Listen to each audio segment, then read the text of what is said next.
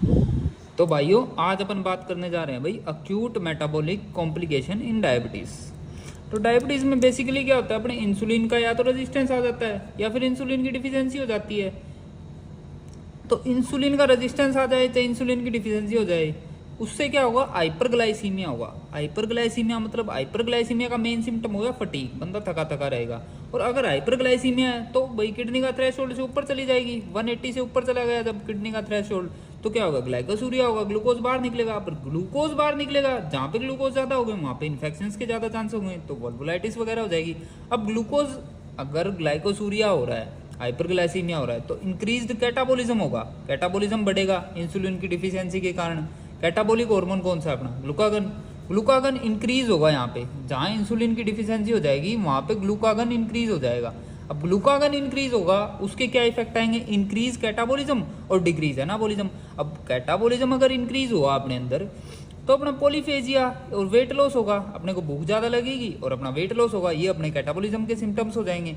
अब कैटाबोलिज्म हो रहा है तो हो किसका रहा है कैटाबोलिज्म, लिपोलाइसिस, लिपिड टूट रहा है। कहाँ पे, एडिपोज टिश्यू के अंदर लिपिड टूट रहा है। तो जो ये एडिपोज टिश्यू के अंदर ट्राइग्लिसराइड होता है जो, वो टूटेगा किस में, फैटी एसिड में। अब फैटी एसिड का ऑक्सीडेशन होगा अपना लीवर के अंदर, फैटी एसिड बढ़ जाएंगे प्लाज्मा में, वो जाएंगे लीवर के अंदर, वहाँ पे उसका ऑक्सीडेशन हो गया, मना लेगा एसिटाइल कोएंजाइम में, एसिटाइल कोएंजाइम में मर जाएगा। यहाँ पे एसिटाइल जो कोएंजाइम में मरेगा वो फर्दर बनाएगा कीटोन बॉडीज और उससे हो जाएगी भाई कीटोएसिडोसिस। इसकी अपन पूरी अभी फर्दर बात करेंगे आगे, और उससे आगे लीड टू डेथ भी हो सकती है भाई उस।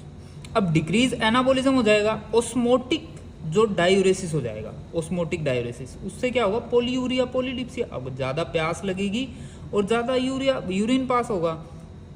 अब ज्यादा यूरिन पास होगा तो डिहाइड्रेशन हो जाएगी, जितना बाहर वाटर लॉस कर रहा है उतना अपटेक नहीं कर पाता, जिससे इलेक्ट्रोलाइट का लॉस होगा और डिहाइड्रेशन हो जाएगा। अब इसका मेन सिम्टम्स आएंगे टैकीकार्डिया और हाइपोटेंशन। अब ब्लड हाइपोटेंशन हो गई तो हाइपोटेंशन में कुछ ना कुछ तो हर्ट करेगा, कंपनसेट करने के लिए टैकीकार्डिया हो जाएगा, हर्ट रेट बढ़ जाएगी। अब इसको बोलेंगे भाई डायबिटिक कोमा।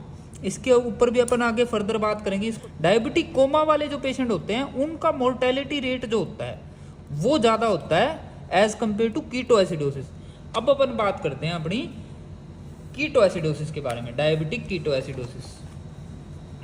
अब अपन बात करने जा रहे हैं भाई डायबिटीज कीटोएसिडोसिस की, जो मोस्ट कॉमन है कॉम्प्लिकेशन डायबिटिक टाइप 1 का।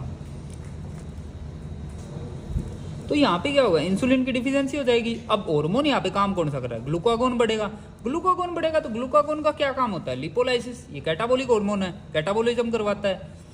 तो अब लिपोलाइसिस बढ़ेगा एडिपोज टिश्यू में, लिपोलाइसिस बढ़ा एडिपोज टिश्यू में तो फैटी एसिड्स बढ़ जाएंगे अपने प्लाज्मा में।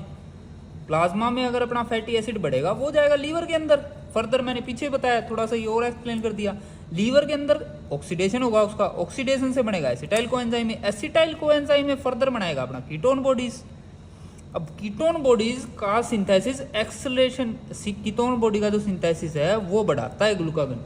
जो ग्लूकागन अपना हार्मोन है वो कीटोन बॉडीज का सिंथेसिस बढ़ाता है। अब जो कीटोन बॉडीज का यूटिलाइजेशन है बाय मसल, जब अपनी मसल का जो यूटिलाइजेशन, मसल और ऑर्गन जो कीटोन बॉडीज को यूटिलाइज कर रहे हैं वो उसके सिंथेसिस से बढ़ जाएगी। अब कीटोन बॉडी सिंथेसिस ज्यादा हो रही है बट यूटिलाइजेशन नहीं हो पा रहा, तो फर्दर आगे क्या हो जाएगा, कीटोनीमिया हो जाएगा और कीटोन यूरिया हो जाएगा। अब सिंथेसिस तो बहुत ज्यादा है पर अपनी मसल और ऑर्गन उसको यूटिलाइज कर नहीं पा रहे पूरी तरह से, तो कीटोनीमिया हो गया और कीटोन यूरिया हो गया। इस स्टेज में जाने के बाद कीटोन सिंथेसिस पूरा बढ़ने के बाद डिहाइड्रेशन में चली जाएगी, और डिहाइड्रेशन अगर हो गया तो इसका एक्सक्रीशन भी नहीं होगा फर्दर। फिर आगे अगर इसका एक्सक्रीशन भी नहीं हुआ तो अब जाएगी बॉडी मेटाबॉलिक कीटोएसिडोसिस में।